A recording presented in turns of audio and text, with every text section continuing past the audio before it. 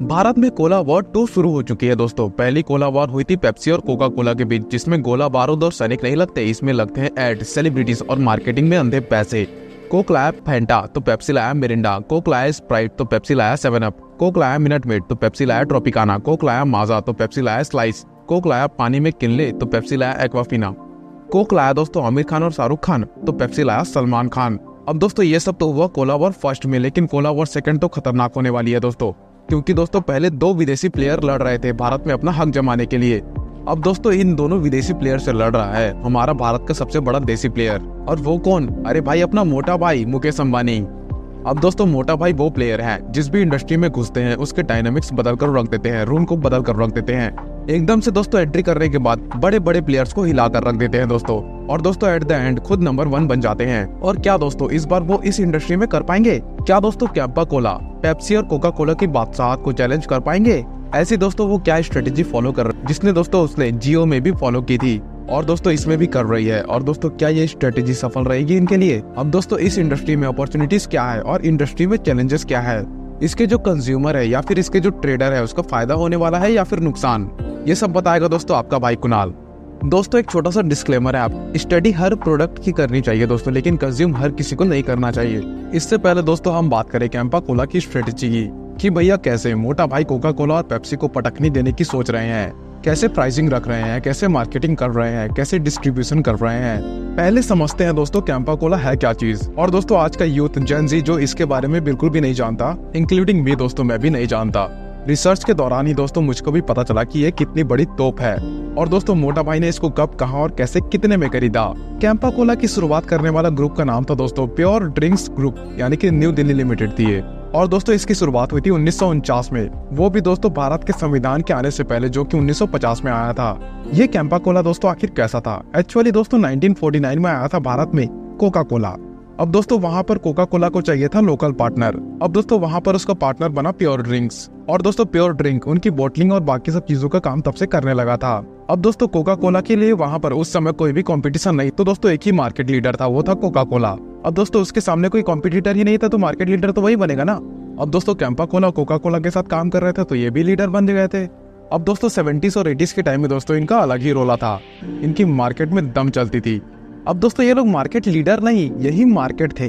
अब दोस्तों 70s के टाइम में ऐसी परिस्थितियां कि दोस्तों सभी फॉरेन ब्रांड्स को इंडिया से बाहर जाना पड़ गया दोस्तों। अब भाई उस समय कोका कोला भी चला गया। अब दोस्तों जैसे ही कोका कोला गया तो कैंपा कोला ने कहा कि भाई बोतल तो मेरे ही पास है ना, अब उसकी चीज भी मेरे पास है, उसको बनाते कैसे वो भी मुझे पता है। अब दोस्तों कोका कोला को जान दो, मैं ही कैंपा कोला बनाता हूँ, यानी कि मैं ही कोका कोला बना देता हूँ। यानी कि दोस्तों वो कोका कोला को कैंपा कोला के नाम से बेचने लग गया। और दोस्तों कैंपा कोला लॉन्च करने के बाद आने वाले 15-20 साल तक जमकर राज किया। लेकिन दोस्तों 1991 में जब लिबरलाइजेशन हुआ, देश की इकोनॉमी बूम हुई, और दोस्तों वहीं पर उसी समय कोक और पेप्सी इंडिया में वापस आ गए, और तब जाके दोस्तों कैंपा कोला की पॉपुलैरिटी टूट गई। और दोस्तों 2001 और 2002 आते आते ये ग्रुप लगभग खत्म हो गया था दोस्तों, यानी कि कैंपा कोला तबाह हो गया था, और दोस्तों लोग इसके बारे में बिल्कुल भूल गए। अब दोस्तों मोटा भाई मुकेश अंबानी ने सोचा कि वापसी करनी है तो नए ब्रांड से क्यों करे, यानी कि दोस्तों जीरो से क्यों कर, जबकि हमारे पास एक बना बनाया ब्रांड है जिसने हमारे देश में कई सालों तक राज किया हो, तो उसी को अब वापस लाया जाए, ये मोटा भाई ने सोचा। अब दोस्तों अगस्त 2022 में मात्र 22 करोड़ रुपए देकर रिलायंस ग्रुप कैंपा कोला के ब्रांड को खरीद लिया। अब दोस्तों अब बात करते हैं, ये आ तो गया, लेकिन इनके लिए ये चुनौती थी कि इसको बड़ा कैसे करें। जैसे कि दोस्तों रिलायंस ग्रुप की विशेषता क्या है, ये जो भी काम करते हैं बहुत तेजी से करते हैं और बड़े स्केल पर करते हैं। इनको छोटा काम करना, धीरे काम करना आता ही नहीं। जैसे कि दोस्तों क्या क्या चेंजेस किए कैंपा कोला ने, जिसके बूते ये मार्केट इंडस्ट्री के लीडर बनना चाहते हैं। तो सबसे बड़ा चेंज दोस्तों इन्होंने किया लीडरशिप में। देखो दोस्तों रिलायंस ग्रुप अगर किसी भी नए सेक्टर में घुसता है तो उसका सारा एग्जीक्यूशन उसी सेक्टर के पुराने खिलाड़ियों से करवाता है। तो जब दोस्तों फॉर एन एग्जाम्पल जब ये जियो सिनेमा में एंटर हुए, तब दोस्तों इन्होंने जियो सिनेमा में क्या करना है, कैसे करना है, इन सभी चीजों की पूरी जिम्मेदारी दी उदय शंकर को। उदय शंकर जी कौन थे? जिन्होंने हॉटस्टार को इंडिया में सेटअप किया। अब दोस्तों हॉटस्टार जिस तरीके से सक्सेसफुल हुआ, उसी के बंदे को बुला लिया, चल भाई इधर आ, हमारे जियो सिनेमा को तू सक्सेसफुल बना। अब दोस्तों इन्होंने एक और कंपनी बनाई, जियो फाइनेंशियल सर्विसेज। अब दोस्तों उसमें लेकर आ गए केवी कामत जी को कि मेरे प्रभु, आपने आईसीआईसीआई बैंक को सेटअप किया है, उसी प्रकार से हमारी इस इंडस्ट्री को भी सेट कर दो। ऐसे करके इनके सामने भी हाथ जोड़ लिया। अब दोस्तों कैंपा कोला को उन्होंने बाजार में सेट करने की हुकूमत दी है दोस्तों उन्होंने टी कृष्ण कुमार जी को, जो कि दोस्तों फॉर्मर कोका कोला के चेयरमैन थे। समझ रहे हो यहाँ पे मोटा भाई की स्ट्रेटेजी। अब भाई मोटा भाई ने इनसे कहा कि भाई तुझे अनुभव है, जिंदगी भर तूने संभाला है सबको, कोका कोला को पूरा चेयरमैनशिप तूने दी है, तो भाई तू इधर आ, अब कैंपा कोला को भी तू ही चलाएगा। अब दोस्तों बात करते हैं कि कैंपा कोला की मार्केटिंग में मोटा भाई ने क्या किया। अब दोस्तों शायद से आप लोगों में से कुछ लोग को 2002 वाला कैंपा कोला का ऐड याद होगा, जिसमें दोस्तों आमिर खान अलग अलग रूपों में आते थे। दोस्तों खुद ही देख लो आप इस ऐड को। उस समय दोस्तों कोका कोला ने कहा था कि हमको ऐसा ऐड बनाना है कि हम बिल्कुल भारतीय लगे। अब उस ऐड के बाद कोका कोला की भारत में एक्सेप्टेबिलिटी आई और दोस्तों लोग कोका कोला को खुलकर पीने लगे। अब दोस्तों इस ऐड को बनाया था प्रसून जोशी ने, जो कि दोस्तों जाने माने ऐड राइटर है और दोस्तों कुछ बहुत सारे गाने भी लिख चुके हैं। मोटा भाई ने दोस्तों उन्हीं को हायर किया है कि एक काम करो कि कैंपा कोला की मार्केटिंग भी आप ही करोगे। तो सफलता जहां पे लीडर भी कॉपी और मार्केटिंग भी कॉपी। अब दोस्तों उस समय इन्होंने ठंडा मतलब कोका कोला, ठंडी चीज को प्रमोट किया था और दोस्तों वही लाइन इन्होंने बरकरार रखी है। दोस्तों अब देखो आईपीएल के दौरान दोस्तों नए जबरदस्त ऐड आए थे कि दोस्तों नया इंडिया का अपना ठंडा, यानी कि दोस्तों सीधी सी बात है, यहाँ पर खुद ही देख लो वो ठंडा वर्ड भी यहाँ पर रिपीटेड है, ऐड बनाने वाला भी रिपीटेड है और दोस्तों एक और बात, लीडरशिप टीम भी रिपीटेड है। अब दोस्तों ये जो मार्केटिंग हो रही है इसका मेन ऑब्जेक्टिव है, जो पुराने लोग जो जानते थे कैंपा कोला, वो नए लोग बिल्कुल नहीं जानते कि यार ये कौन सा ब्रांड है। अब दोस्तों उसको रीइंट्रोड्यूस कराना इसका मेन टारगेट है। अब दोस्तों देखते हैं कि ये लोग मार्केट में कितना ज्यादा कामयाब हो पाते हैं। तीसरी स्ट्रेटेजी दोस्तों सबसे खतरनाक स्ट्रेटेजी मानी जाती है, जिसके भरोसे दोस्तों मोटा भाई जिस भी फील्ड में गए हैं वहां पर जाके तबाही मचाई है, वो है दोस्तों प्राइसिंग स्ट्रेटेजी। देखो दोस्तों मोटा भाई ने जियो सिम में क्या किया था, बोला भाई फ्री की सिम है ले जाओ, लोगों ने फ्री में ले लिया, फिर धीरे से थोड़े पैसे बढ़ाए, फिर थोड़े से पैसे बढ़ाए, फिर अल्टीमेटली दोस्तों भाई पैसे बढ़ाकर विरोध कर लिया। लेकिन दोस्तों अब तक वो प्रॉफिटेबल कंपनी हो चुकी है। जियो सिनेमा में क्या किया, वहां पे दोस्तों इन्होंने क्या किया कि जियो सिनेमा में फ्री दिखाएंगे आईपीएल, देखो दोस्तों फ्री में पिक्चर फ्री में दिखा देंगे, करोड़ों यूजर वहां से अट्रैक्ट कर लिए। डिज्नी प्लस हॉटस्टार को खरीद के उसके अंदर मर्ज कर दिया। अब दोस्तों यही same to same strategy follow कर रहे हैं इसमें भी। ये कहते हैं दोस्तों जहां पर नॉर्मल बोतल 20 रुपए की आती है, वो भी दोस्तों कोक और पेप्सी की, वहीं पर कैंपा कोला की 250 ml की बोतल आ रही है मात्र 10 रुपए में। अब दोस्तों बेसिक प्राइसिंग स्ट्रेटेजी के चक्कर में पेप्सी और कोक फंस गई है दोस्तों, वो भी दोस्तों कैच 22 के चक्कर में। अब दोस्तों यहाँ पर आप पूछोगे कि कैच 22 आखिर क्या है, उसको दोस्तों देसी भाषा में समझते हैं, यानी कि शादी का लड्डू, जो खाए वो पछता है, जो ना खाए वो पछता है। वैसे ही दोस्तों पेप्सी और कोका कोला सोच रहे हैं कि अगर हमने अपनी प्राइस सस्ती कर दी तो यार यहाँ पर मार्जिन चला जाएगा, और अगर हमने प्राइस सस्ती नहीं की तो यार मार्केट शेयर चला जाएगा, यानी कि दुनिया कैंपा कोला पीती रह जाएगी और हम मर जाएंगे। और अगर हमने प्राइस सस्ती नहीं की तो यार मार्केट शेयर चला जाएगा और पूरी दुनिया दोस्तों कैंपा कोला पीती रह जाएगी। तो दोस्तों ये दोनों भी डिसाइड नहीं कर पा रहे हैं कि यार करे तो आखिर करे क्या, क्योंकि दोस्तों इधर कुआं उधर खाए और बीच में कैंपा कोला बनाने वाले मोटा भाई। एक और स्ट्रेटेजी दोस्तों इन्होंने जबरदस्त फॉलो की और वो है दोस्तों डिस्ट्रीब्यूशन। इसको समझने से पहले दोस्तों अपने जो कंपटीशन है यानी कि कोका कोला और पेप्सी, इनकी थोड़ी गणित समझ लेते हैं। कोका कोला दोस्तों पूरे के पूरे दुनिया में अपना प्रोडक्ट बेचा करती है, सिर्फ और सिर्फ 2 जगह पर नहीं बेचती दोस्तों, वो है क्यूबा और नॉर्थ कोरिया पर। इन 2 देशों के अलावा दोस्तों दुनिया के हर कोने में दोस्तों कोका कोला बिका करती है। और दोस्तों एक सर्वे के अनुसार जो कोका कोला का रेड कलर है, ये वर्ल्ड का सबसे ज्यादा रिकॉग्नाइज किया जाने वाला कलर है दोस्तों। 150 से 200 देशों में बेचने के बावजूद भी दोस्तों भारत वॉल्यूम की दृष्टि से देखा जाता है, यानी कि दोस्तों कितने बोतल बिकती है उस दृष्टि से दोस्तों 5वां सबसे बड़ा मार्केट है कोक के लिए इंडिया। कोका कोला के दोस्तों इंडिया में कौन कौन से प्रोडक्ट बिकते हैं, एक तो है दोस्तों कोका कोला, इसके अलावा दोस्तों थम्स अप जो कि इन्होंने पार्ले ग्रुप से खरीद लिया, स्प्राइट दोस्तों, लिम्का, फैंटा, ये सभी के सभी दोस्तों इनके खुद के प्रोडक्ट है, यानी कि खरीदे हुए या मर्ज किए वाले। और अगर फ्रूट की तरफ आए तो दोस्तों मिनट मेड और माजा। और दोस्तों अगर पानी की बात की जाए तो ये बेचते हैं किनले, जो कि दोस्तों हमारे धोनी के द्वारा मार्केटेड भी है, सो ताला फॉर ए रीजन। 2023 में दोस्तों जो इनका रेवेन्यू था वो था 4,500 करोड़ का। ये तो कोका कोला दोस्तों जो खुद डायरेक्ट कंपनी मैन्युफैक्चर करती है। अब दोस्तों इसके कुछ अलग अलग बॉटलर्स भी है जो दोस्तों इसका माल बनाया करते हैं। उनका रेवेन्यू अगर टोटल करें तो दोस्तों वो आता है 12,500 करोड़ का। पिछले साल दोस्तों इनका प्रॉफिट था 722 करोड़ का। और दोस्तों जो बाकी इनके बॉटलर्स है उनका प्रॉफिट था 800 करोड़ का। तो टोटल दोनों अगर इनके खाते में जोड़ दिए जाए दोस्तों तो टोटल होगा 1700 करोड़ का, जो कि दोस्तों इन्होंने पिछले साल कमाए हैं। अब दोस्तों अगर पेप्सी की बात की जाए तो पेप्सी के प्रोडक्ट हैं Pepsi, 7 up, Mountain Dew and Mirinda. और अगर जूस की बात करें तो दोस्तों ट्रॉपिकाना और स्लाइस। और दोस्तों अगर पेप्सी की पानी की बात की जाए तो एक्वाफिना। और दोस्तों एक प्रोडक्ट की अगर बात की जाए जो इनके पास है वो कोका कोला के पास नहीं है, और उसका नाम है दोस्तों एनर्जी ड्रिंक स्टिंग। यही वो प्रोडक्ट है दोस्तों जिसके चलते पेप्सी बहुत दिनों तक लॉस करती रही, लेकिन दोस्तों इसने प्रॉफिट और रेवेन्यू दोनों की वापसी कराई है। इसके अलावा दोस्तों पेप्सी प्रोडक्ट में भी डील किया करती है और दोस्तों कुछ प्रोडक्ट भी बनाया करती है, जैसे कि दोस्तों लेस। कुरकुरे पेप्सी बनाती है दोस्तों, और यहाँ तक कि डोरिटोस भी पेप्सी बनाया करती है, जो कि शायद आपको आज पता चला होगा। और दोस्तों कोका कोला किसी भी तरीके के खाने के प्रोडक्ट नहीं बनाया करती, ये बात मैं अभी क्लियर कर देता हूँ। तो दोस्तों पिछले साल यानी कि 2023 में इनका रेवेन्यू था करीबन 8,000 करोड़ का, और दोस्तों प्रॉफिट था 255 करोड़ का। अब दोस्तों यहाँ पर रिलायंस की सारी स्ट्रेटेजी जोरदार है, लेकिन क्या वो डिस्ट्रीब्यूशन कर पाएगा जब जन जन तक पहुंच पाएगा या फिर नहीं, इस पर एक सवाल है दोस्तों। उसका आंसर भी देखेंगे, लेकिन सबसे पहले देखते हैं सवाल क्या है आखिर। अब दोस्तों फॉर एन एग्जांपल छोटे छोटे दुकानों में रेफ्रिजरेशन की संख्या नहीं होती, यानी कि उसकी अवेलेबिलिटी नहीं होती दोस्तों।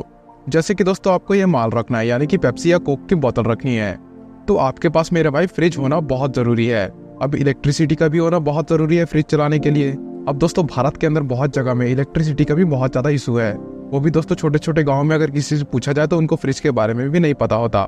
इसके लिए दोस्तों पेप्सी और कोका कोला ने क्या किया, वीसी कूलर बनाए, और दोस्तों जगह जगह पर दुकान में इन्होंने दे दिया कि देखो भाई ये फ्रिज नुमा चीज है, आप जो भी रखना है इसमें रखा करो। अब दोस्तों अगला बंदा यानी कि दुकानदार उसमें अपना आइटम रखा करता है, यानी कि कोका कोला और पेप्सी की बोतलें उसमें रखा करते रेफ्रिजरेट होने के लिए। अब दोस्तों कल को अगर कोक और पेप्सी ने कहा कि अगर तूने इसमें कैंपा कोला रखा तो हम इसे उठाकर ले जाएंगे, तो क्या होगा। अब दोस्तों इसमें क्या है, जो कोका कोला वाला है वो कोक रखेगा, पेप्सी वाला है वो पेप्सी रखेगा। अब दोस्तों अगर इसके वजह से अगर देखा जाए तो दुकान वाला 3-3 फ्रिज रखेगा, एक कोका कोला के लिए, एक पेप्सी के लिए और एक कैंपा कोला के लिए। अब दोस्तों कैंपा कोला किन किन लोगों को फ्रिज पहुंचाए। अब दोस्तों ये दोनों लोग तो, अब दोस्तों ये पेप्सी और कोका कोला तो 20-30 साल से काम कर रहे थे, इन्होंने पहुंचा दिया। अब यहाँ पर क्या करे कैंपा कोला, क्योंकि कोका कोला और पेप्सी यहाँ पर ये तो काम कर रही है। अब दोस्तों यहाँ पर आप और मैं तो बात कर, यहाँ पर मेन बात ये हो रही है दोस्तों खर्च की। किसके खर्च की, मोटा भाई के खर्च की। अब दोस्तों मोटा भाई के पास 18,918 स्टोर्स हैं, यानी कि लमसम बात की जाए तो 19,000 स्टोर्स हैं उनके पास।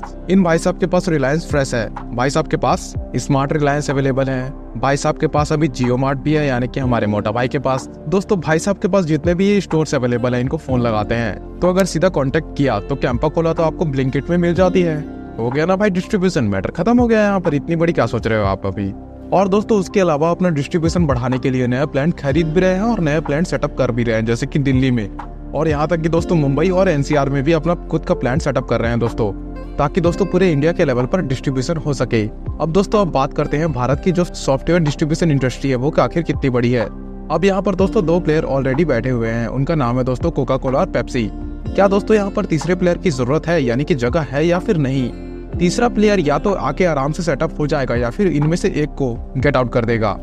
तो अगर डेटा के माने दोस्तों जो नॉन अल्कोहल बेवरेज हैं, जो कि दोस्तों जिसमें शराब नहीं हुआ करता, वो चीजें हैं पीने के लिए, उनका मार्केट 2019 में दोस्तों मात्र 67,000 करोड़ का था, और दोस्तों 2030 आते आते 1.47 ट्रिलियन का मार्केट बन जाएगा। दोस्तों जो रवि जयपुरिया है वरुण बेवरेजेस के, वो कहते हैं कि ये कंपटीशन होता है तो भी कोई दिक्कत नहीं है, तीसरा प्लेयर भी आराम से कंफर्टेबली अपना मार्केट कर सकता है, यानी कि बिजनेस एक्सपेंड कर सकता है, यानी कि दोस्तों तीसरे की भी गाड़ी चल जाएगी, इन दोनों का भी कुछ ज्यादा नुकसान नहीं होने वाला, ऐसा वो कहते हैं। और दोस्तों अगर भारत की बात की जाए तो यहाँ पर भी सॉफ्ट ड्रिंक अच्छी तरीके से अभी डिस्ट्रीब्यूट हुई नहीं है पूरी तरीके से। अगर दोस्तों हम गौर से देखें, जैसे कि FMCG है, साबुन को देखें, बिस्कुट को देखें, या फिर दोस्तों शैम्पू को देखें, ये दोस्तों 11 से 12 मिलियन यानी कि 1.25 करोड़ दुकानों में ये प्रोडक्ट अवेलेबल है दोस्तों। लेकिन दोस्तों अगर हम बात करें सॉफ्ट ड्रिंक की कि भाई साहब ये कहाँ पर अवेलेबल है, तो ये सिर्फ दोस्तों 4 से 5 मिलियन दुकानों में अवेलेबल है, यानी कि 40 से 50 लाख दुकानों में, यानी कि दोस्तों कम से कम 3 गुना स्कोप तो यहाँ पे बाकी पड़ा हुआ है। अब दोस्तों यहाँ पर आप बोलोगे भाई ये 1.25 करोड़ ये 40 लाख पे क्यों, क्योंकि भाई साहब इसको रखने के लिए तो फ्रिज चाहिए, वो इतने सारे जगह पर पहुंचेगा नहीं। प्लस दोस्तों अगर फ्रिज दे भी दो तो बिजली चाहिए, तो दोस्तों बिजली भी गांव पे नहीं पहुंचेगी, इसलिए दोस्तों FMCG का मार्केट फैला हुआ है। तो वहां पर दोस्तों आपके जानकारी के लिए बता दो, वहां पर ग्रोथ रेट है 4% का, और दोस्तों सॉफ्ट ड्रिंक में भी बहुत अच्छा ग्रोथ रेट है, वो भी 9% का। तो दोस्तों मार्केट तो ग्रोइंग है कंपेयर टू अदर थिंग्स। अब दोस्तों मैंने यहाँ पर बताया कि इंडस्ट्री में इतना ग्रोथ का स्कोप है। अब दोस्तों इतनी सारी ग्रोथ जो मैं बता रहा हूँ उसके आगे चैलेंजेस भी अवेलेबल हैं। अब दोस्तों सबसे बड़ा कंसर्न ये है यहाँ पर कि भारत के अंदर धीरे धीरे कंसर्न आ रही है एवरेज को लेकर। सबसे बड़ा चैलेंज ये है दोस्तों कि धीरे धीरे भारत में अवेयरनेस आ रही है, वो भी अवेयरनेस किस चीज की, हेल्थ को लेकर। फॉर एग्जाम्पल दोस्तों आजकल हर एक रील में दिखाई जा रही है कि देखो कोका कोला में कितनी ज्यादा शुगर अवेलेबल है, जो कि आपके हेल्थ के लिए बहुत खराब चीज है, आप भी देखते होंगे।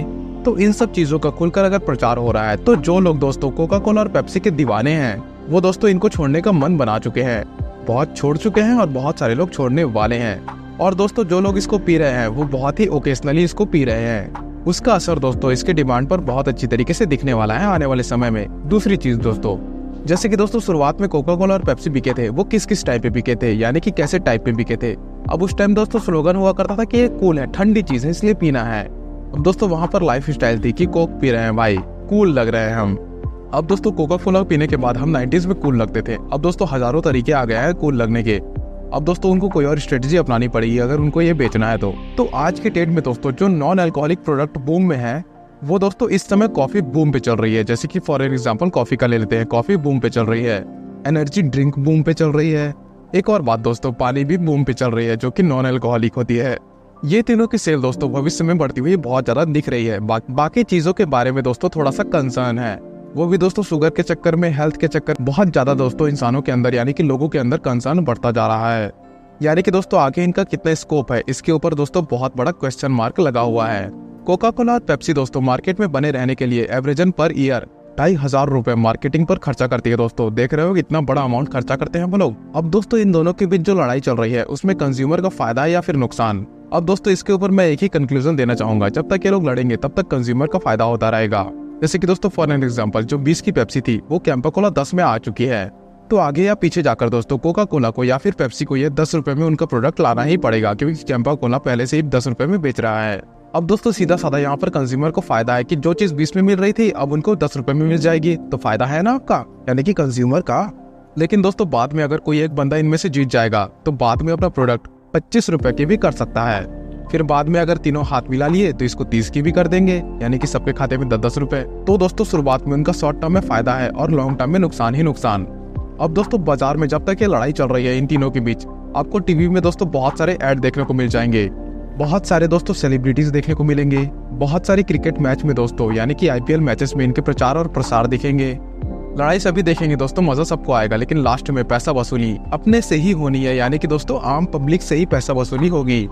अब दोस्तों ये हो गई प्रोडक्ट की बात, लेकिन मैं किसी भी चीज को रिकमेंड आपको नहीं करूंगा। मैं तो सीधा साधा एक ही चीज को रिकमेंड करूंगा, यानी कि पानी पियो, मस्त रहो यार, या फिर घर में नींबू पानी बना लो, वो भी आपके लिए अच्छा रहेगा। और अगर दोस्तों आप चाहते हो कि और किसी पर्टिकुलर टॉपिक या फिर कोई वॉर चल रही हो मार्केट में, उसके ऊपर अगर मैं वीडियो बनाऊं तो नीचे कमेंट में उस चीज का नाम जरूर लिखे दोस्तों, और इस वीडियो को लाइक और मेरे चैनल को सब्सक्राइब जरूर करें, ताकि ऐसी इन्फॉर्मेटिव वीडियो मैं आप तक लाता रहूं।